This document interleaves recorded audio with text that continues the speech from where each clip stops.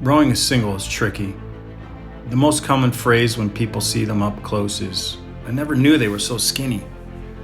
The immediate feedback such a small boat illustrates the important techniques that are harder to feel in the bigger boats.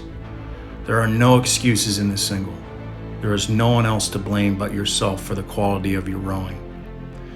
We started the fall with only rowing a ragtag fleet of 11 singles that we shared with the women's team.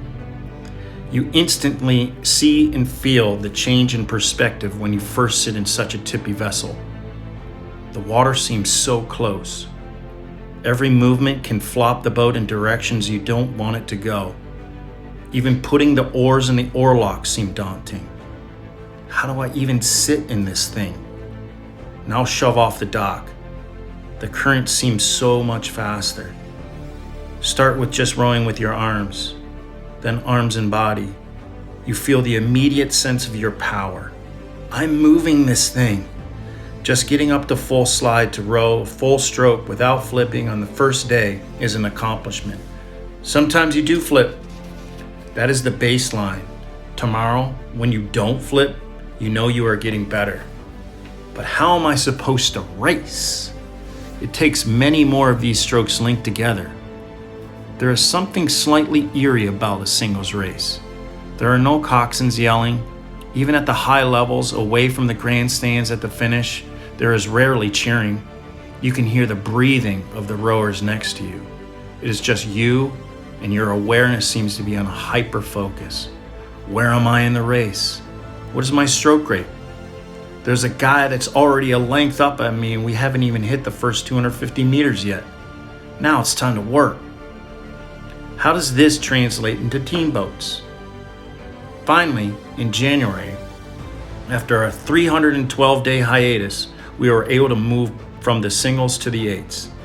The perspective shifted to a simple sense of gratitude to be able to do the thing that we trained to do.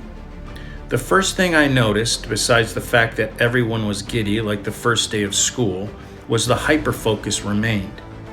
After sitting in such a tiny boat for a long time, moving to the 8 feels like a tub.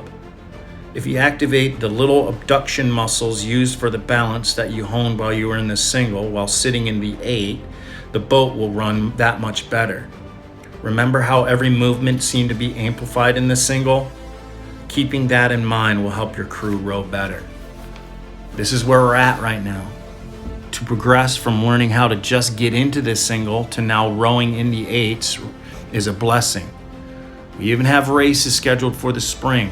On April 3rd, we race the University of Washington at our home course on Dexter. Then on April 17th, we travel to Spokane, Washington to race Gonzaga. Then we travel to the Bay Area to race Stanford, Cal, and Santa Clara on April 24th and 25th. We are working on adding more before we complete the season at the Pac-12s on May 16th. The IRA will happen if there are at least 50% of the teams racing. Hopefully that comes to fruition.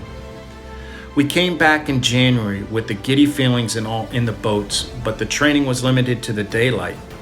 Throughout the month, you can notice a little bit more daylight at the end of the practice. I feel this is an appropriate metaphor for where we are right now. We went through some dark days, but each day seems a little bit brighter than the last. Spring will happen, and we will get through this, and I am excited for the sunny days on the race course.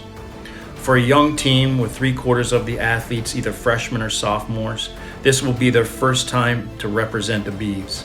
I am hopeful for the future, and with these guys, go Beavs.